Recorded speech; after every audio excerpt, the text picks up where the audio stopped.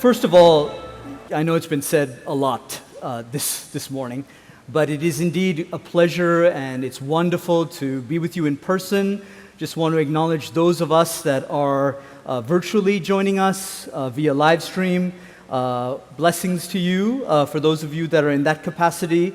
And I look forward to engaging with you this afternoon as we talk about our academic rebuild as part of our kickoff this year. So I wanted to highlight a couple of things before we kind of get into the meat of our time together, before we discuss our agenda and framework of our time together. And as we sort of sit here in this moment, I also want to acknowledge those that are maybe not here with us right now, but are in other parts of the world that are experiencing tremendous stress. So I'm specifically thinking of those in Haiti and those in Afghanistan, in Kabul.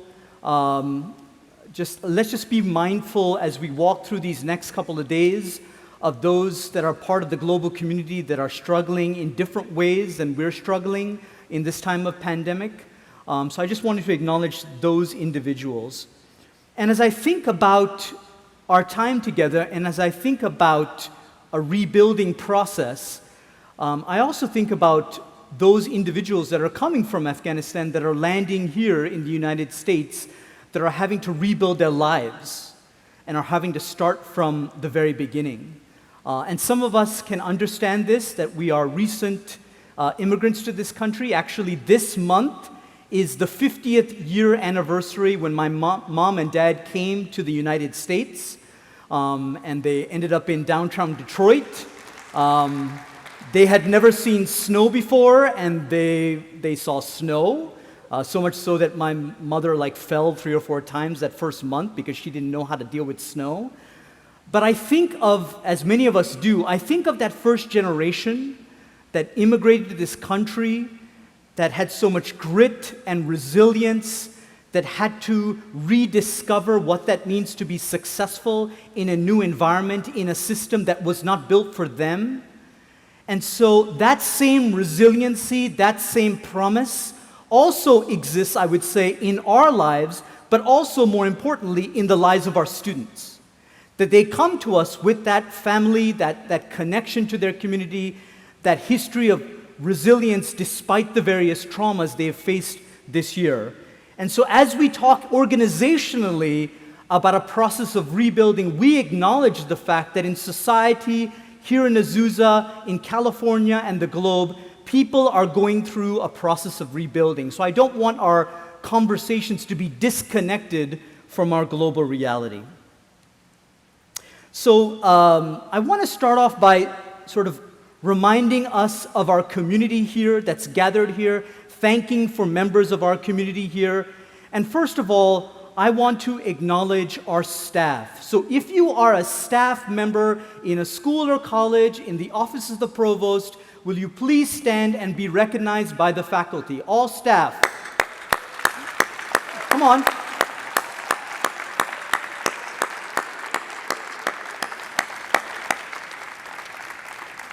Thank you for your presence here today. We know that for those of us that are faculty in this room, in order for us to accomplish the educational work that we do at this institution, we cannot do that without our staff. That our staff plays a pivotal role in accomplishing the mission of this institution. And so in the future, as we think about our kickoff in the afternoon, we will have staff here with us because they are an integral part of our community. Nextly, I want to just honor and recognize for those that are here, if you are a new faculty member or a new staff member that was hired between March 2020 and now, will you please stand? We have not been able to welcome you formally to our community. Welcome. We love you. We thank you for your service.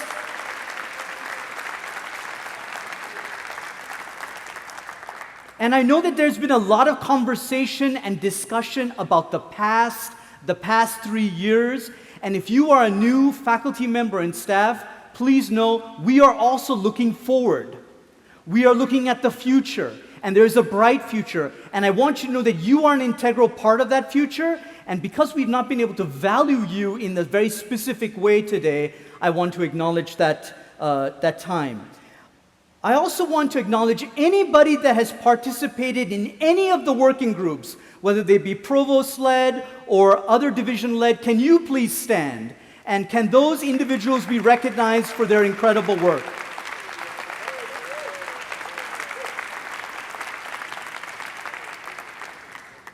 If you are a department chair or a program director or an associate dean, will you please stand? And can we acknowledge the work of those individuals during this very, very challenging time of pivoting course schedule, of managing faculty load, of teaching and continued research? We thank you for that. In addition, and I don't know if she's here, Stephanie Juliet. Is Stephanie Juliet here? I don't know. Is she here? Well, can we thank Stephanie Juliet for her leadership on the WASC reaffirmation process?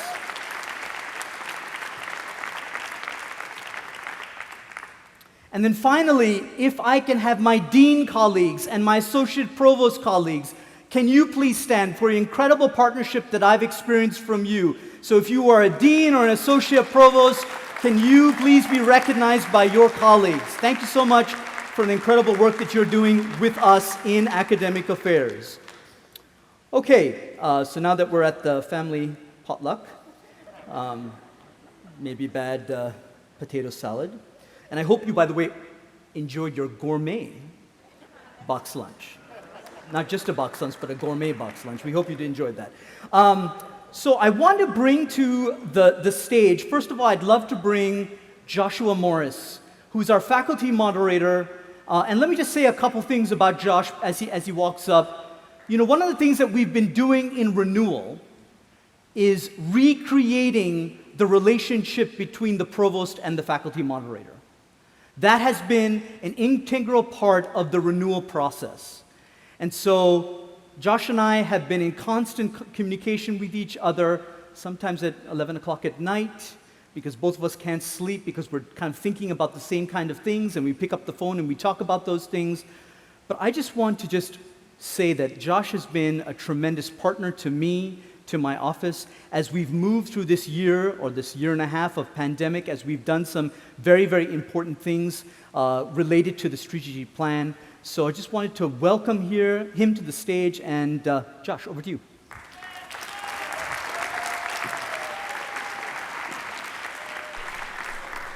Thank you, everyone. So as you know, I'm Josh Morris, and I'm your faculty moderator, and I was actually walking up to the stage and took my notes and decided that I'm just going to go without them because, you know, as we're coming into this academic year, it's amazing to see the amount of excitement, but to be honest, I know we're also all a little scared. I mean, let's just get real. I mean, the number of emails that have been going around of, why do I have to wear this mask again, all the way to, am I going to get COVID again, and what's going to happen? You know, I think we're all coming into this looking for the hope that students bring, but also just acknowledging that the pandemic isn't over and that we are here and that we are excited to do our jobs, but there's still a lot of uncertainty. Now, I wish I could stand up here and give you a whole lot of certainty right now. I really do. I wish I could tell you that everything's going to go exactly as planned and that everything is going to go perfectly as those who've been on ERTC and others have spent a year and a half planning for as we got back to get to this moment. But to be honest, I think if the pandemic has shown us anything, it's shown us that we are not in as much control as we think we are. So while it has been a challenge, I've also been encouraged because honestly, you guys know that being faculty moderator, or some of you know that being faculty moderator is not the easiest job. I get shot at by all sides because faculty are passionate about trying to move forward in their agenda. Administration is trying to keep this place afloat, and we're trying to meet in the middle in some way to move us forward effectively. And in doing that, the amount of encouragement that you have provided to me, I think would be helpful for us to hear as a group, because even throughout the pivots, the transitions, and the change, you have remained hopeful, and you've remained encouraging, and I hope that some of what I'm going to say is going to be encouraging to you all. So as I've heard from our colleagues, and heard from you as you've tried to encourage me and encourage each other through this time, a lot of what you've heard today has been said. One, we've been through this before. I mean, a faculty member in nursing recently reminded me that AP was open during the 1918 flu pandemic. I can't imagine navigating that without the technology we have now, and yet we're still here. I mean, the passion and commitment that we have to the academic mission of this institution is amazing. I mean, if you look at current culture, to be honest, we should have broken up into denominations, we should be fighting on Facebook, and we should have unfriended all each other on Twitter. Yet we're still here as an ecumenical community committed to the mission of serving Christ, educating our students, and advancing our academic disciplines. So just us sitting in this room together is honestly a testament to God's grace. And finally, as we look at this, what your encouragement has brought too is really this sense that we do serve a big God. And we heard a lot about that this morning. But to be honest, I'm finding that in this role, I serve a great faculty. I mean, this group is just amazing. I mean, listening to stories from students and from each other of how a colleague came to aid, how a dean has spent hours and hours and hours pivoting to changing county guidelines to help make sure his faculty can get what they need to get done and teach their students effectively. I mean, we've all sacrificed, and yet we're still here and we're together as a community. So as we move into this new but uncertain but exciting but year, I'm encouraged to be with you, I'm encouraged to serve you, and I'm encouraged at the progress that faculty governance has made.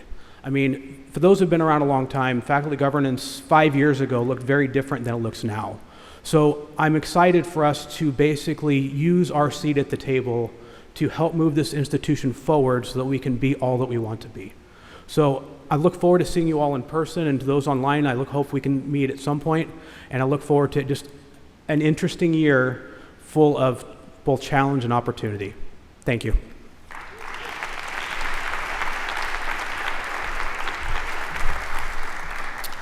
Thank you, Josh.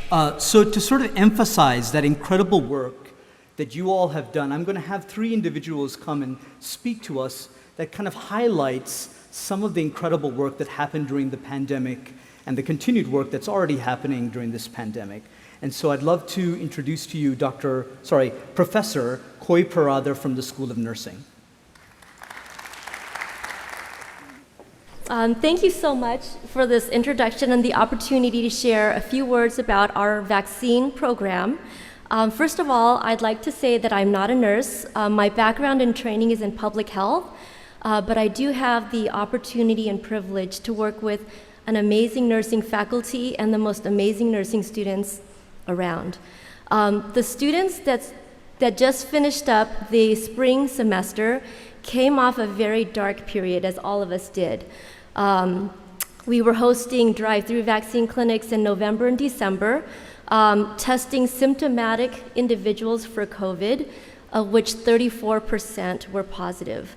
Many people, including 3 of the students in that last cohort, lost family members, including 3 students that lost their grandparents during November and December. So a lot of families were affected. Our study abroad programs were affected and canceled, as you all know. And the students that were scheduled to be in South Africa, Norway, or China were forced to the second choice to be in my class in urban health. But January came, and it was still uncertain. We had planned to do COVID testing again, and that ceased the first week of the semester, and 46 of our urban health students had no clinicals. It was at that point where we reached out to our colleagues at the Herald Christian Health Center, who had this vision as Christian nurses to serve the community in the greater San Gabriel Valley area.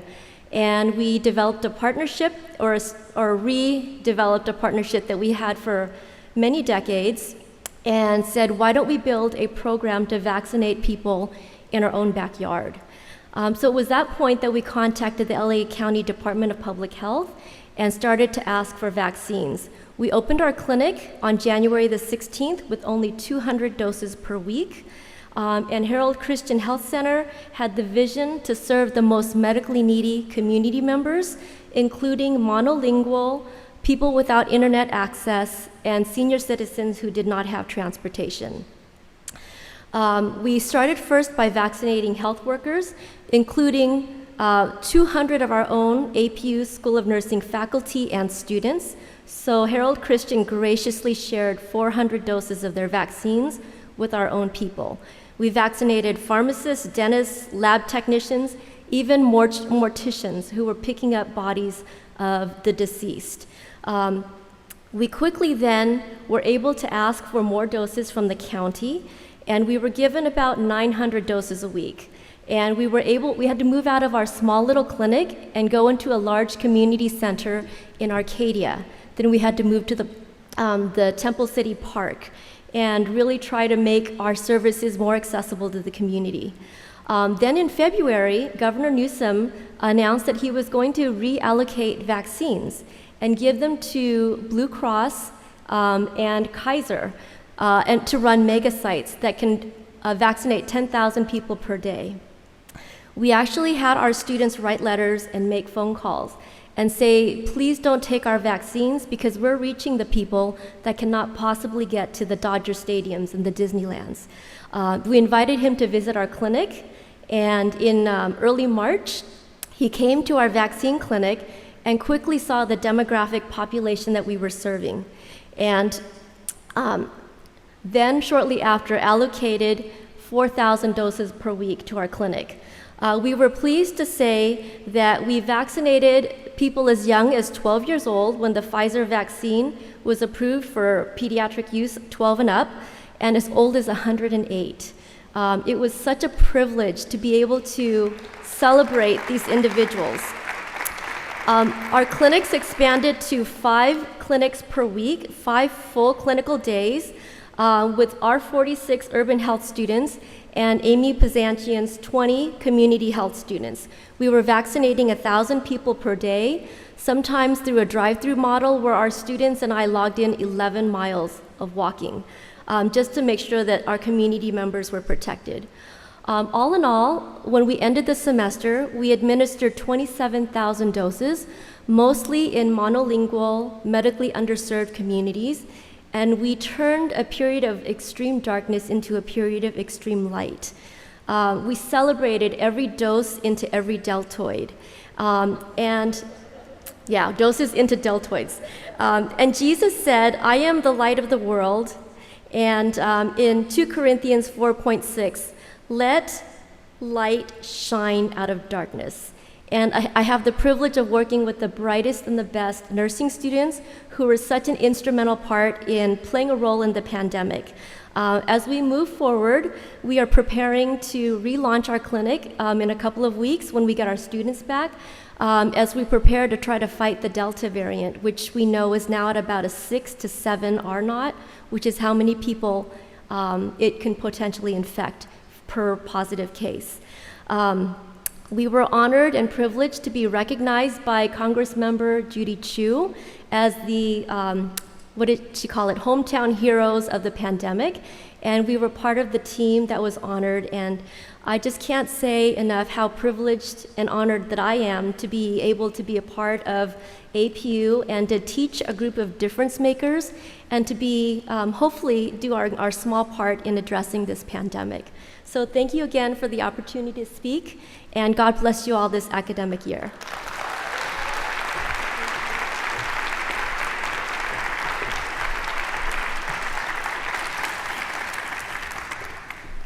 I guess I'll use that transition from doses into deltoids to Armando Bustos. Armando Bustos is the director of our TRIO program, and we are really reminded, due to the historical but also current shift in our student body, that programs like TRIO need to be at the center of the institution as opposed to the margins of the institution. I should also say, and I know he's not going to be happy that I said this, Armando is the 2020-21 Vivian Felix Award winner. So as he comes up, let's celebrate Armando.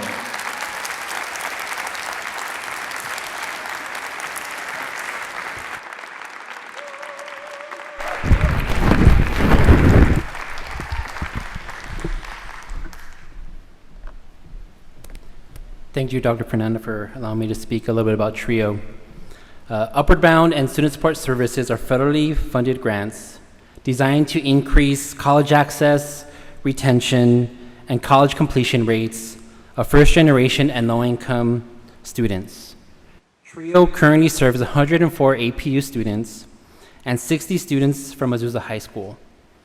This past year, like many of us, we transitioned all our services online. This included field trips like this one to the California Science Center, digitally to visiting JPL online, to providing cultural experiences to our students, such as learning about Swedish artist Clint, and even transitioning our workshops about financial literacy, about how to pay for college online as well. However, the virtual environment reinforced the power of relationships when serving first-generation students. For example, we have one student, Kat, a recent widow that decided to return to school after working in her field for many years. However, as a professional student, taking classes that are 100% online can be really challenging. One of our staff members, Rhonda, reached out to her inquiring, hey, are you interested in participating in our program? And from that moment on, a relationship was built. Rhonda provided her with immediate services and connecting her to the right people on campus, but more importantly, provided her the encouragement, the sense of belonging, and validation she needed to succeed. Kat is now a thriving student, motivating her peers and engaging in campus services. Another example from our Upper Bound program is Richter.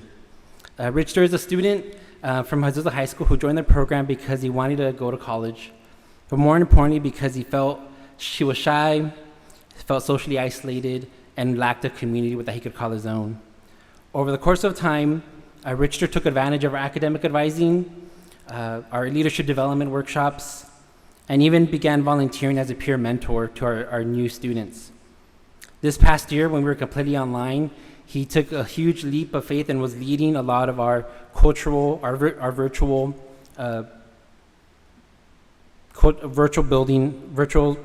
sense of belonging activities, community building activities.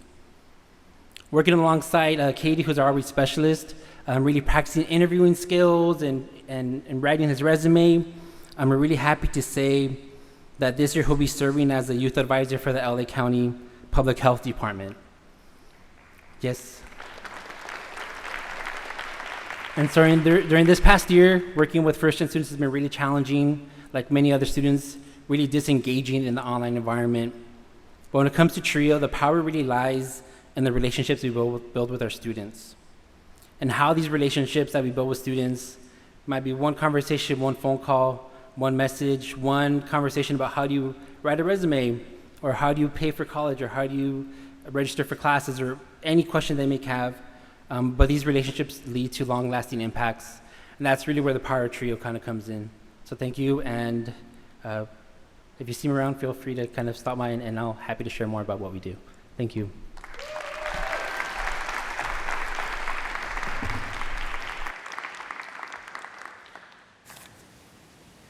And finally, we have Dr. Deshania Collier-Gobil, who's the Interim Dean of the School of Behavior and Applied Sciences, that will come and talk to us about some of the incredible work that is going on in her area. I should also let you know that Deshania just co-edited a book called Power Women that is published by InterVarsity Press. So just wanted to put that out to you all in case you're interested in reading it. So Deshania, please join us.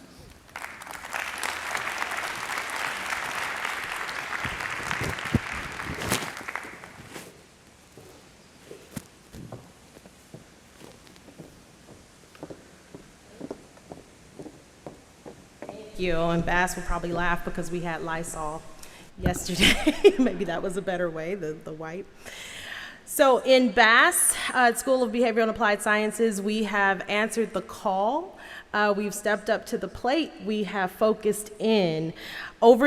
During the time of the pandemic, we have had faculty on the front lines. So our Department of Physical Therapy faculty have donned all the PPE, and they have been on campus teaching in person. So they are not returning to campus. They're saying, welcome back. In addition to that, our clinicians, so our Department of Social Work, our MFTs, our clinical psychologists, and our Department of Psychology have had faculty conducting telehealth and out in the community helping throughout the pandemic. In addition to that, on the publishing front, in Bass, we've published 3 books, 35 research articles, numerous book chapters, and 2 faculty members defended their dissertation over the last year. In terms of grants, the Department of Social Work secured the HRSA grant, which is $2.7 million over the period of 5 years. Sally Mansour in the Community Counseling Center won a $1.94 million grant over the period of 3 years. Psychology has won enough grants to fund several research positions. And then we've also had numerous grants from the Department of Justice, NSF, the Children's Hospital of Orange County. So we have been hard at work. And then lastly, Dr. Angela Robles led the first ever strengths-based Zoom session with Team USA Olympic softball team while they were in Japan. It was so cool.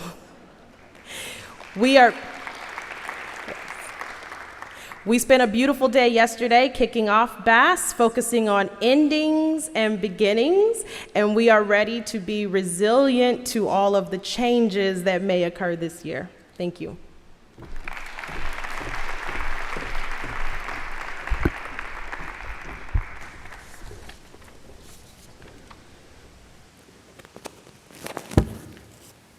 Okay, it's now time to honor some of our faculty awardees.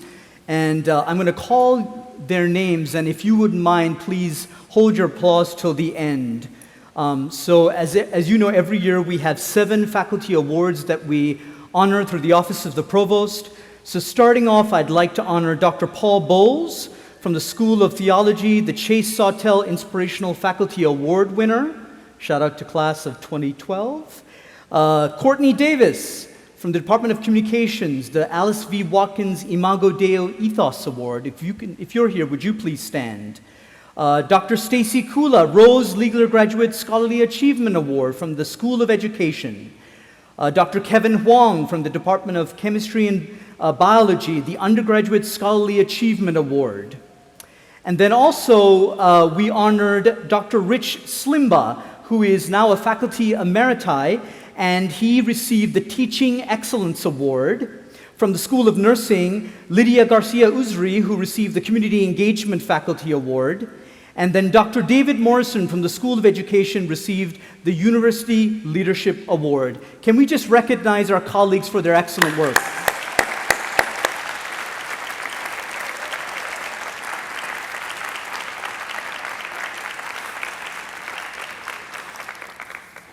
So as we get into our time together to talk about our academic rebuild, I want to sort of discuss with you around the agenda for our time today. So we've talked about some of the highlights that we've had as a community. We've talked and shared with you the awards and the incredible things that you've done.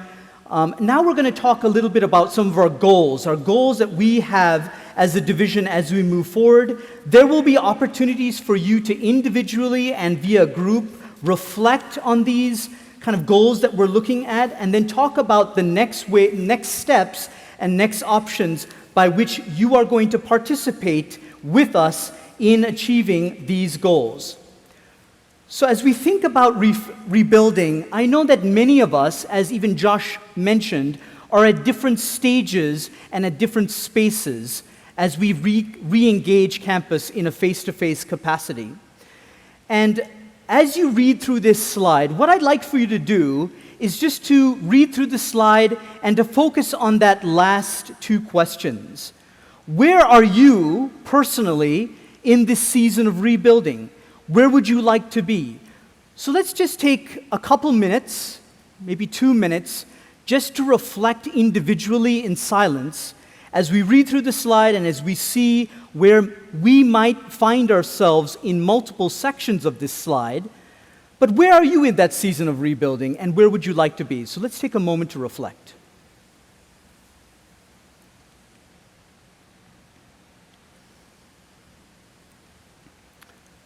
Something that has been very important to me during this time of pandemic, and sometimes I bring it up with the deans and they're like, oh no, here he goes on again about solitude and silence, is the important need for disciplines, spiritual disciplines in our lives.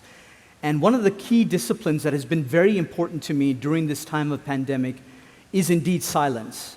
Moments where we just get quiet, quiet with God, quiet maybe through nature, quiet in relationships.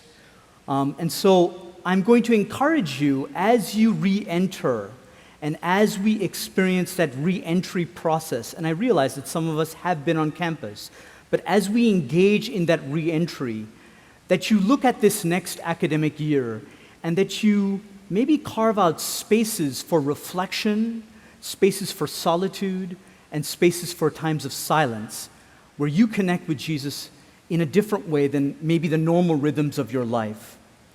So as you reflected on this slide, as you will continue to reflect on this idea of rebuilding, as you find yourself, each of us individually and maybe corporately at different stages of that rebuilding process, I'd like for you to just maybe talk with your neighbor over the next couple minutes and share with them about where you are in this season of rebuilding. So just lean over to your next door neighbor and just engage in a conversation of where are you as you read this slide? Where are you in the process of rebuilding? Thank you for your engagement. So as we move continually forward in our time together, and again, one of the things I'm going to recommend if you're a department chair or if you're a dean or if you're a program director, as you walk through this year, as we get into the hectic pace of the semester, I'd invite you as a department, as a school, as a college, to maybe reset occasionally with this process of where we are in a rebuilding process. Because the strategic plan is not just a document that's connected to an institution. The strategic plan has to be inspired through prayer and connection with our Lord. It is not devoid of that. And so I'm going to really encourage you as you think about the rhythms of this year, how do we incorporate this process of engaging with our faculty and our staff and our colleagues around that? So let's talk through the academic goals and the vision that we have here in the Division of Academic Affairs. And I want to highlight something that was said earlier at another session that was led by Keith Hall that actually Dr. Candy McSalis talked about. And that is the fact that one of our key identities here at Azusa Pacific University is that we are a minority-serving institution. And one of the things that I have been really influenced by over the last couple months, in fact year, is the work by Mary Beth Gasman out of Rutgers around her pivotal research of minority-serving institutions. We are a very unique community as an institution. We are a Research 2 institution. As you know, we are a community-engaged institution.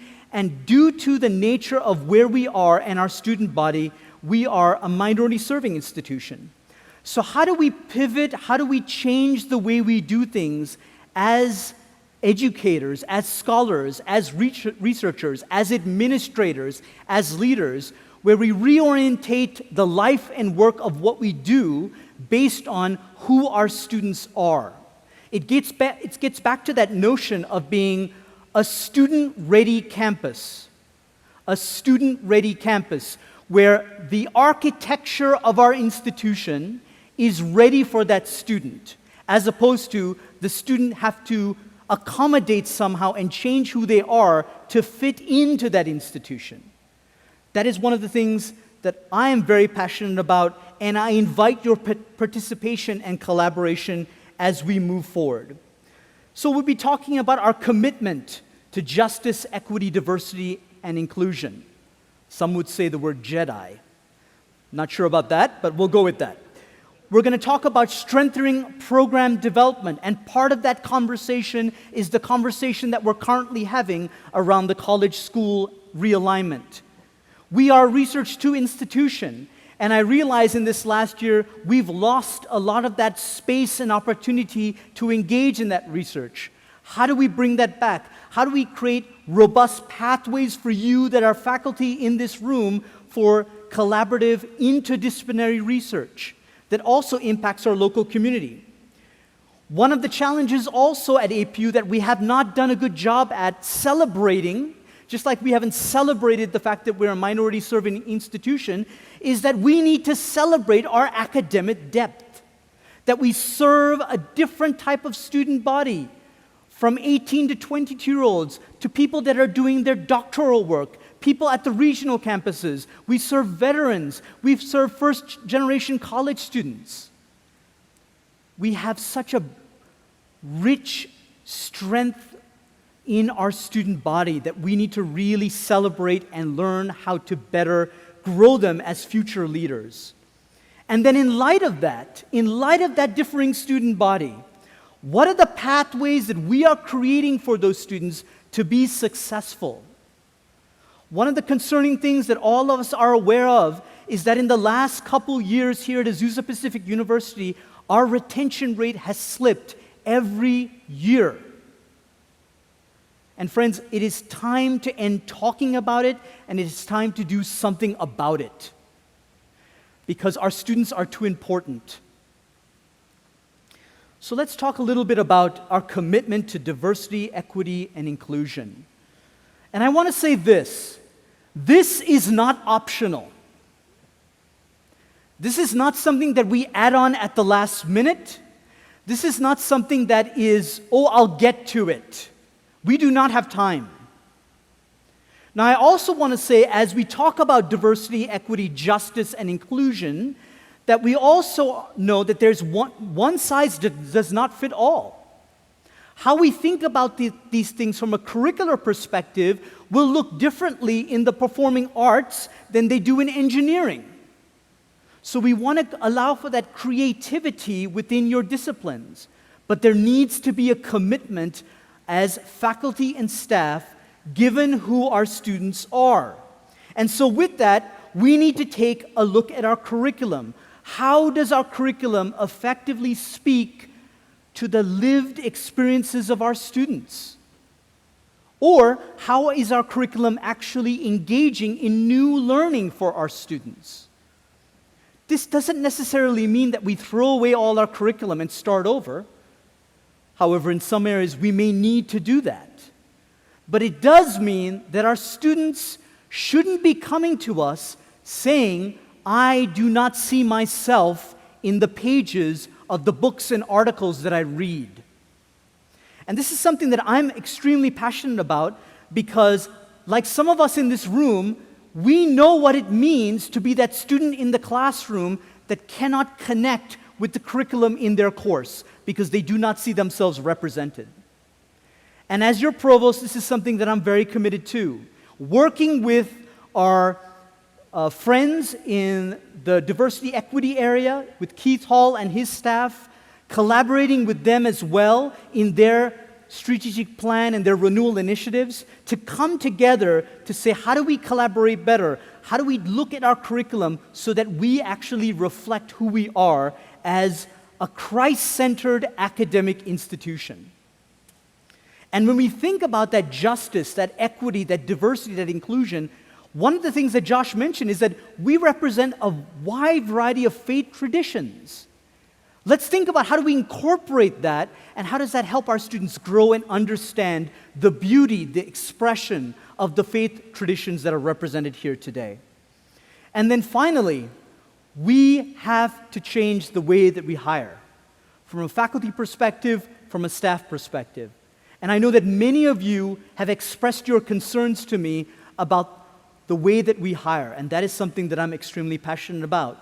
And thankfully, due to the commitment of our current deans, as we look at the class of 2021 faculty, we are pleased to announce that the vast majority of our new hires are from people from underrepresented groups. And that is a commitment that we have here in the Office of the Provost as we move forward.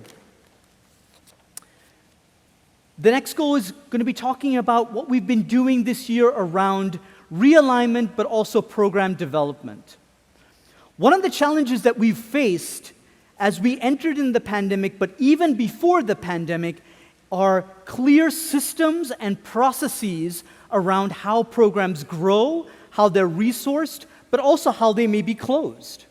And those things were not done always in an equitable fashion. They weren't written down. They weren't clearly available so that everybody had access to them. However, sometimes how things were done was based on relational power.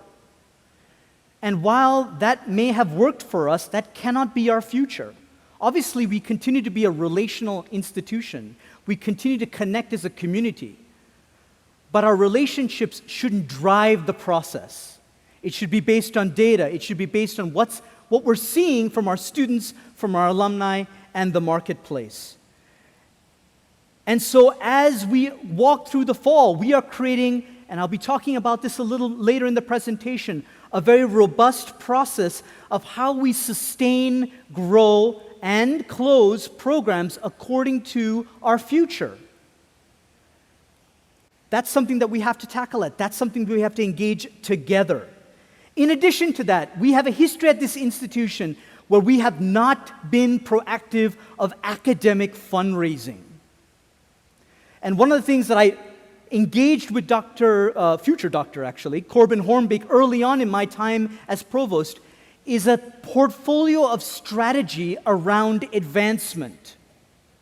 We need to be proactive in looking and searching for donors, both individually at a foundation level. We've talked about some of the federal things we're going to be doing. What are we doing in terms of, for example, a coordinated strategy of fundraising for that need for increased student retention? What are we doing? And we've already started this process around serving those underrepresented groups in the area of STEM. We have tremendous opportunities in the area of STEM, specifically for the ways that we can grow the next leaders in the STEM area that are from underrepresented groups. And then additionally, we are taking a look at where we are on a point-by-point basis for all our programs. As an institution, and we'll talk about this a little bit more as we move on in our time today, we need to know from a multiplicity of perspectives, but at a financial level, how each program is doing at any given time, at any point of time. And that needs to happen at the undergrad level, that needs to happen at the professional level, at the graduate level, and the doctoral level. So strengthening our programs and creating systems and structures by which that is data-based is something that we are very, very committed to doing, and I'm excited to work with you all on that. So let's talk through where we are in the college, school, and realignment. And I want to thank the members of Working Group 1 that have been tireless in their efforts, that represented all stakeholders across the institution, a 20-person faculty, staff, and student team. Because of the great work that Working Group 1 did in conjunction with my office, we were able to make a huge statement and engage in data work that has never been done before at this institution. And so as a result of that, there are now 50 new data reports due to the leadership of Working Group 1 that now we can use for our future. In addition, we had 20 forums that were part of this process where we heard your feedback, in addition to the thousands of pages of emails that Working Group 1 heard and engaged with as we went through this process. In addition to the work that around realignment, we have been in a process of reorganization of the Office of the Provost in order to pivot and move the Office of the Provost into a future that best serves not just our students, but also the schools and colleges. And that relates to how we think about general education, how we think about the testing and tutoring area, how we think about the writing center, and how we think about our operations as a unit. And as a result of those initiatives, we've been flattening that area, the area of the Office of the Provost, and we've cut 6 administrative positions in order to better effectuate and assist the real work that has to happen on the ground with our students. So I know you won't be able to see this well on the screen here, and there is a tiny URL that you can click on it, and you should have received these documents in our Provost newsletter that we sent out, I think it was yesterday, and you will be having the opportunity also to provide continued feedback on the college and school realignment process today. So we are creating spaces for you, whatever your role is, whether you be an administrative assistant or a faculty member or a dean, to speak into where we are in the college, school, and realignment. And again, I want to thank the team that was associated with my office, Working Group 1, that created a real strong scaffold and a very strong draft that I have reviewed, and I've made some changes to that draft based on some conversations that I've had. And so we are in the process of engaging and hearing from you where we stand with this current school structure.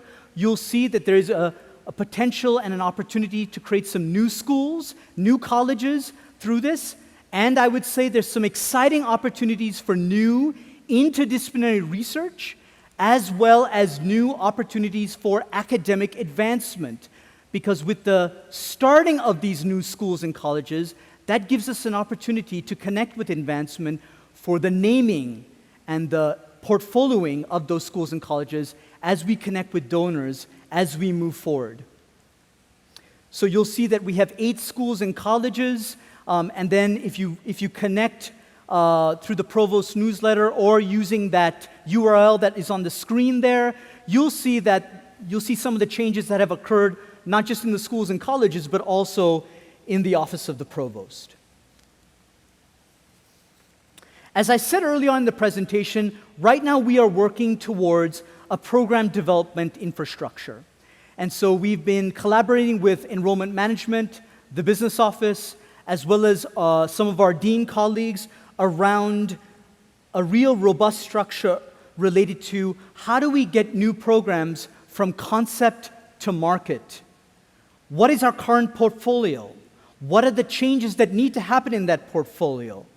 What are some of the historical costs that are associated with those programs? In addition to this, this finalized process is going to then be presented to Working Group 1 that will be able to look at it, revise, and renew what needs to happen, what was missing in that program development process. But at this point right now, we're just engaging in building it. And unfortunately, this was not something that was there when I joined the institution, when in this position, but we're having to create it, and this will be a much more clearer process, and it will allow a department chair, for example, that comes up with an idea that wants to create a new program to go through a very clear and easy process of moving from mind to market. That's not something that we've done. In addition, one of the challenges that we've faced here at this institution is that we have built programs without corresponding infrastructure and dollars. And I know some of you have experienced that very, very personally. And so that's been one of my challenges, as we've experienced this, that now we are faced with programs that could have tremendous opportunity, but that we didn't create a strategic plan of growth and development to support those programs. And I don't want that to happen again as we move forward. We're also beginning a conversation and a plan around a model for viability. Now, when I talk about viability, I know that everybody's blood pressure goes up in the room. And I acknowledge that and I hear that. At the same time, I want you to know that we need financial metrics. We need to know the health and the well-being of any program at any time. I say that. At the same time, I'll say that there are other metrics that we need to consider when we think about the viability of a program. For example, there may be programs that are connected to our mission, to who we are as a Christian institution, that may be connected to our community engagement opportunities. There may be programs that have such high rates of student retention that we need to model what they're doing across other programs. So it's not a one-size-fits-all, and it's not a financially only model. But at the same time, as your provost, I am responsible for the financial health of our academic portfolio. And so one of the things that we have started to build in conjunction and partnership with Lauren Martin, who's in the Office of Research and Assessment in our IR area, is taking a look at a financial model that's more comprehensive than what we've had in the past. And you see here on the screen that we have still some work to do as overhead, research production, service work, and community engagement still haven't been sort of embedded into this model. And so I look forward to, once we get to a place where we're ready to present this to you, to collaborating with you and talking about where this model is and how it can continue to improve. And that's something else that we're going to be doing as we move forward. Because folks, as we think about the portfolio of our academic programs, there are programs that are financially struggling. And we have to make the difficult decisions in order to have a positive future and in order to think about other issues that are pressing into us as a division, such as 403B, but also, as your provost, allowing our faculty to be paid effectively and according to the market rate. And those two decisions, unfortunately, are not disconnected.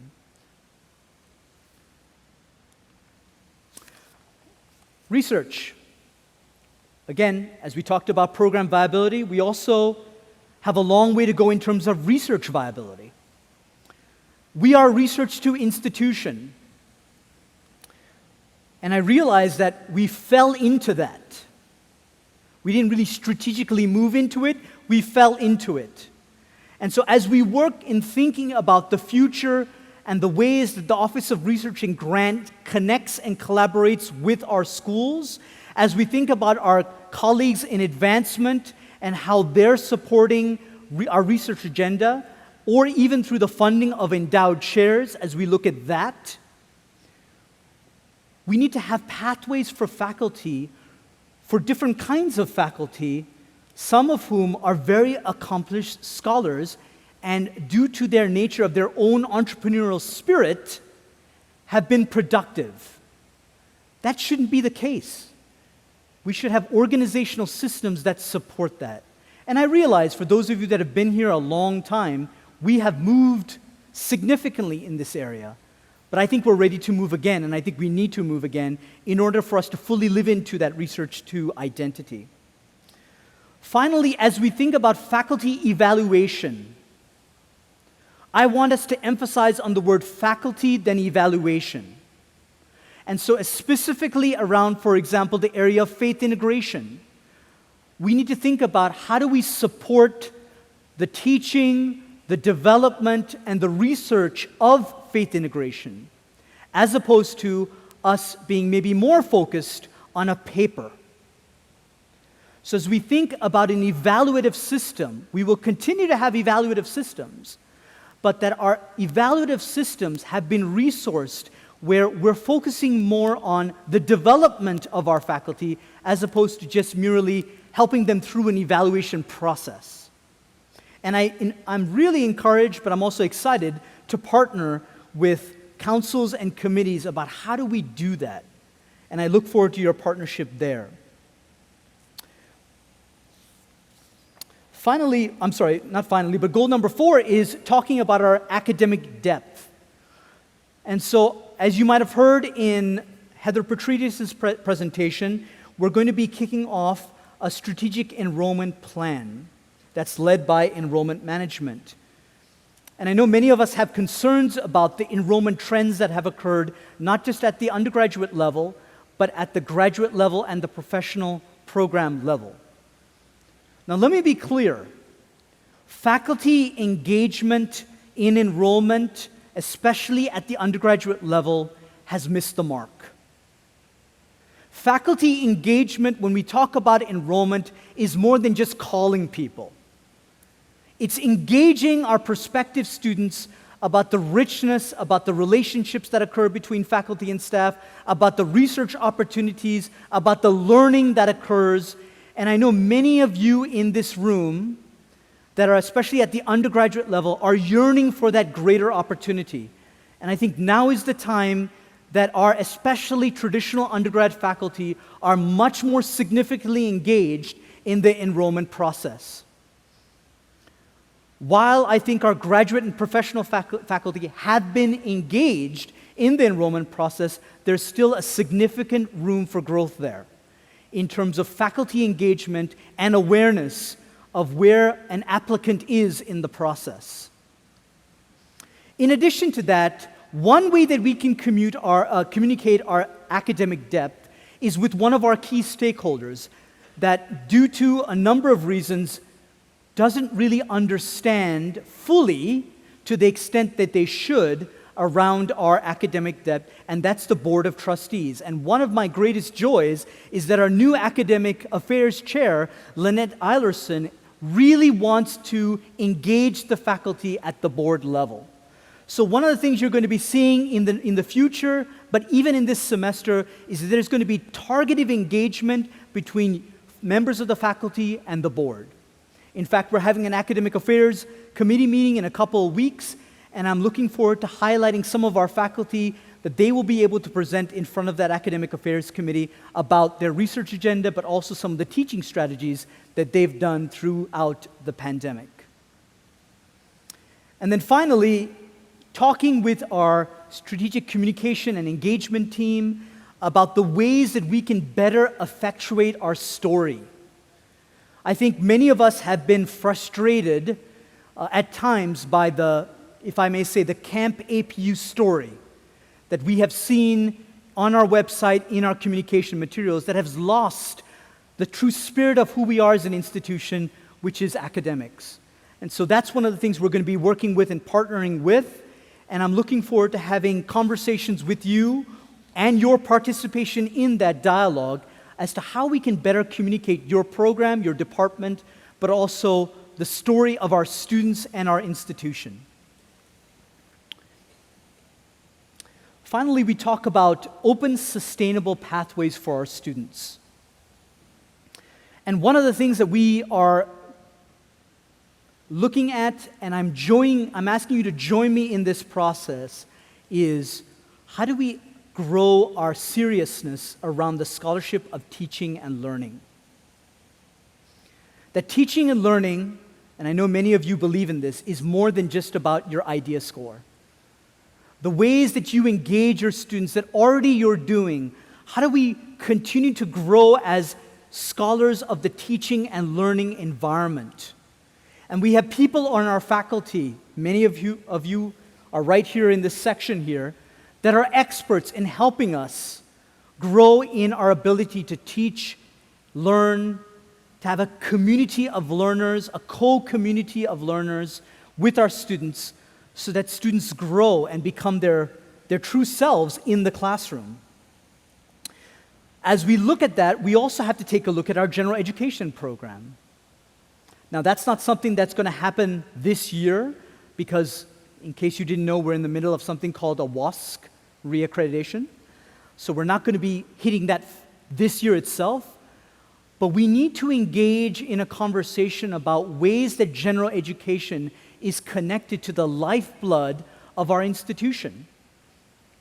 General education is the curriculum that all undergraduate and professional students experience. It is the common bond of that student experience. Yes, we have important minors and majors, but at the end of the day, all students will go through our general education program.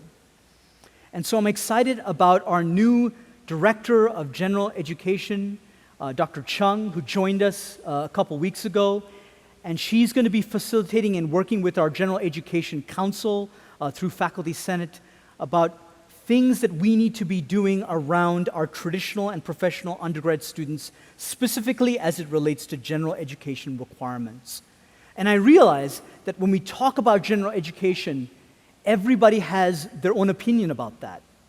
And so having those conversations, especially differences of opinion that occur between our faculty around general education, is paramount.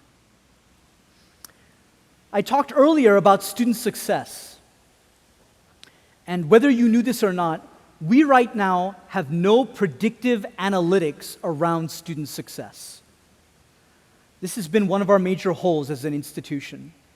And so I'm pleased to announce that we're right now partnering with Enrollment Management and Student Affairs to acquire, hopefully, if all goes well, a platform called Starfish, which is a predictive analytical tool to help you understand where our students are.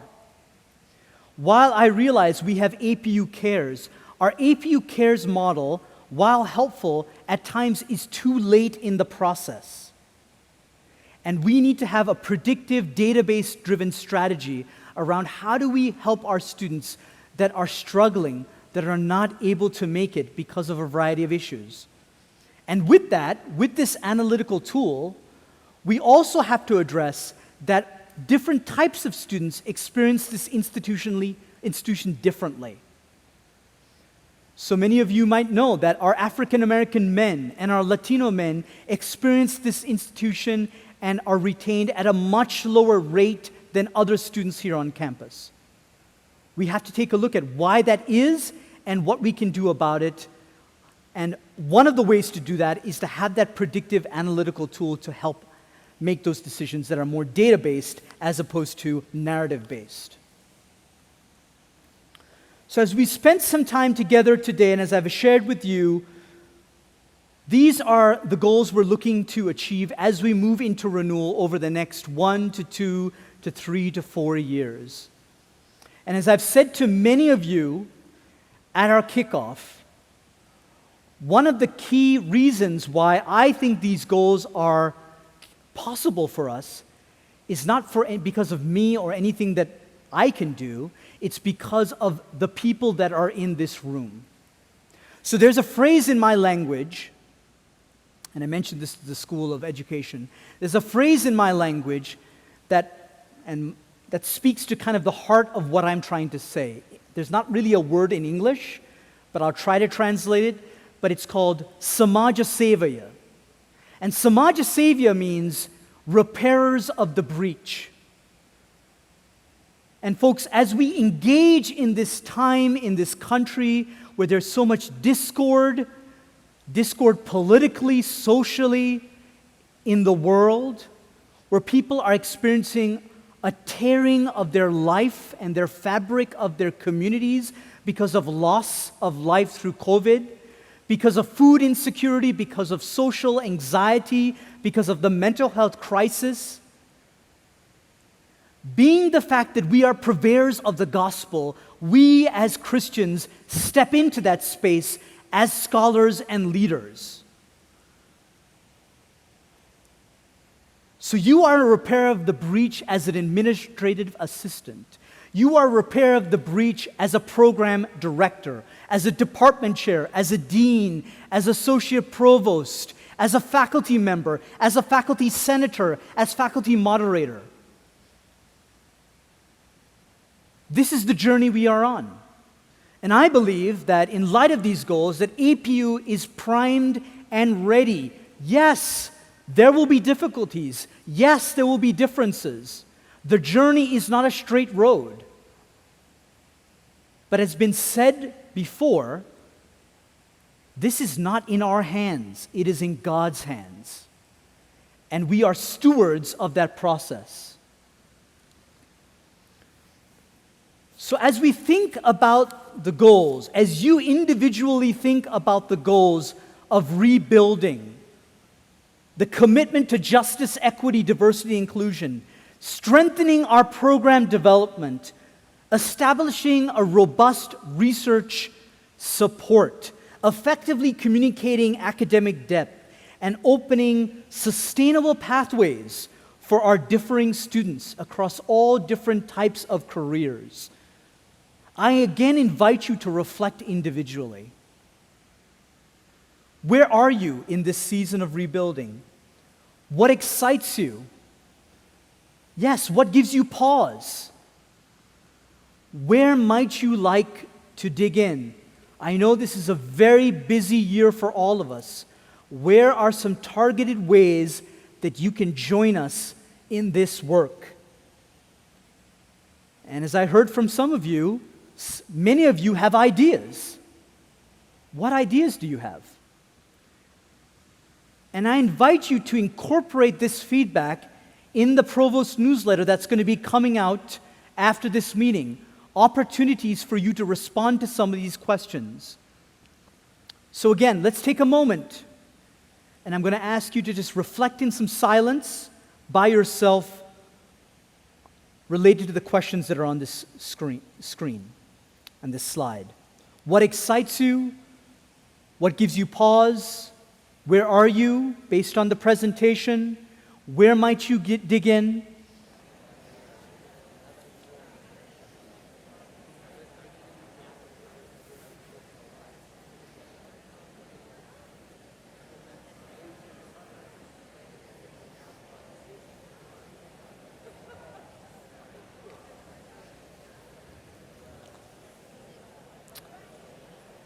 Okay.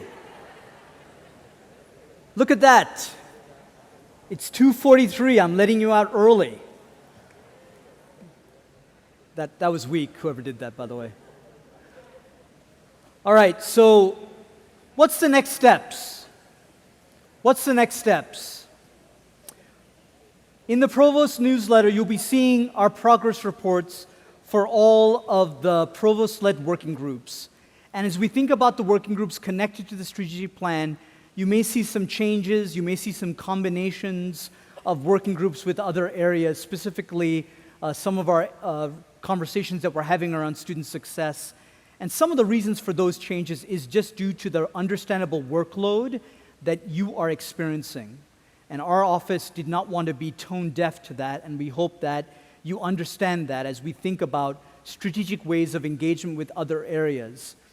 But there's also an ongoing opportunity for feedback. And you'll see, once they put up the slide here, that there's a tiny URL on the slide, but also you'll see that in the Provost newsletter for opportunities for feedback from you. One of the things that I hope you're hearing from me, but also you should know about me and our office, is that we are very committed to hearing from you, to dialogue with you. And with that, as we look at sort of that last bullet point, one of the things that I'm going to be doing more strategically this year, because I wasn't able to do it last year, is actually to get off email, out of meetings, and connecting with you all. So there will be ways for targeted engagement that I'm looking forward to having with colleges, with schools, with departments, in smaller groups, to have those kind of robust conversations that that often can't happen when you're on a Zoom call with 80 people.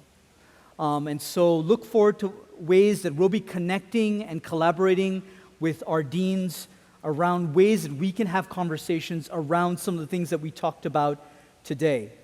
We again look forward to you participating in our working groups, in our forums.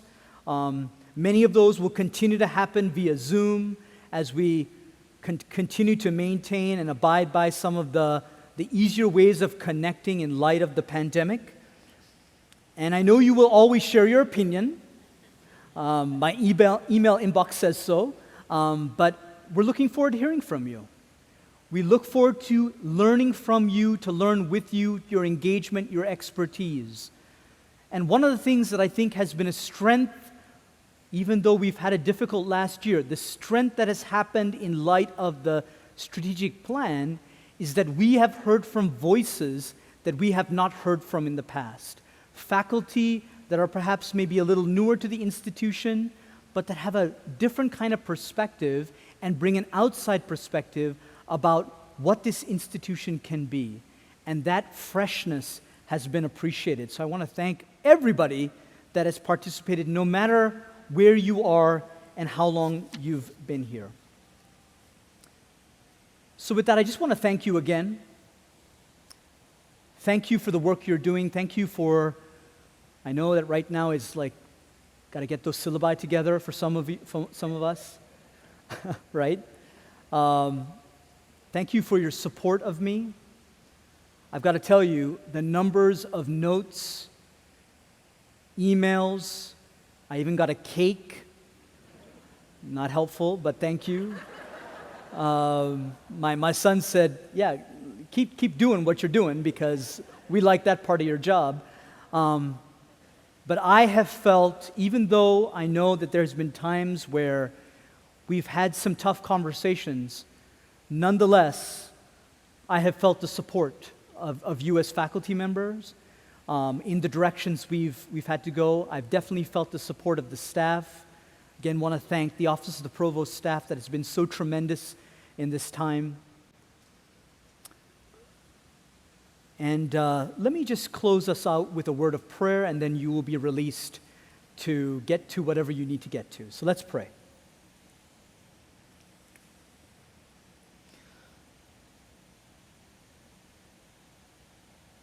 Spirit of the living God, fall afresh on us.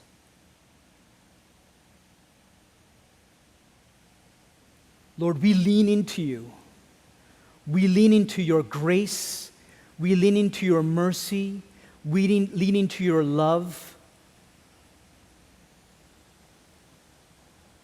Father, thank you that despite the fact that around us there is such difficulty and challenge, whether it related to COVID-19, whether it relates to homelessness, whether it relates to student affordability of higher education, whether it relates to Afghanistan or Haiti or the storms in Tennessee.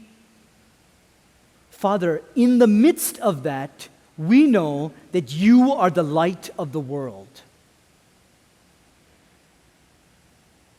And that you are greater than he who is in the world. Father, we rest in your presence. Even in the midst of a busy time, Lord, we rest in you, acknowledging that you are the Alpha and the Omega. And Lord, as the book of Ezekiel says, Father, give us hearts of flesh. Give us soft hearts to your leading. As we engage students, as we engage colleagues, as we engage community partners, may we be a people with soft hearts that look to you. Father, I thank you for these colleagues, for their commitment.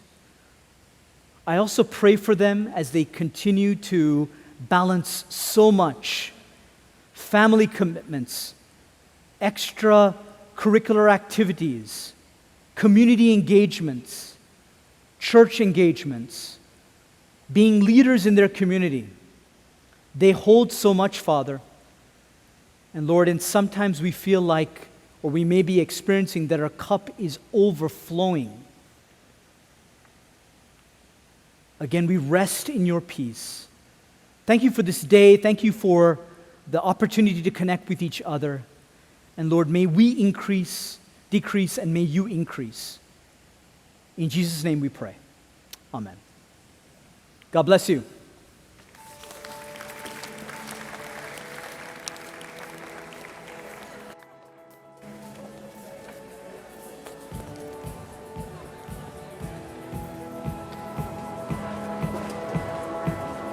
Thank you.